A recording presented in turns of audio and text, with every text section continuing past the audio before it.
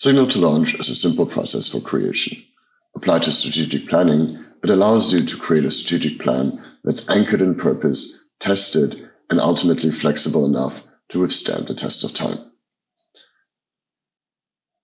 The second step in strategic planning is possibility, really developing a new vision in different scenarios for what could be in the future.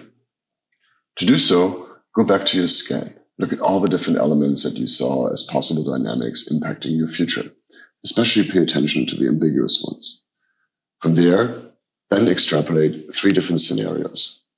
Worst case, do okay, and chosen vision.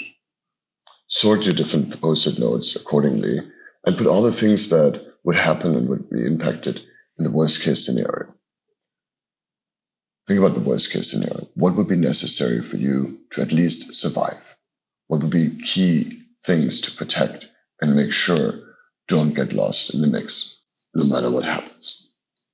In the do okay scenario, you want to essentially assume that there's somewhat of a status quo, that you're maintaining your current speed, and you might be even increasing a little bit. And of course, then there's your chosen vision, which you really want to accomplish. This is what you're going to be aiming for. And for the chosen vision, make sure it's exciting. Really wrap it into an emotional narrative that pulls people, that people can see themselves as part of it, where they're being part of this adventure that you're going on. And imagine what it feels like when you're done, right? When you've actually accomplished the vision. Because that emotional anchor would allow you then, in times when it's a little tougher, to reroute back to why you're doing what you're doing and give you the intrinsic motivation to continue.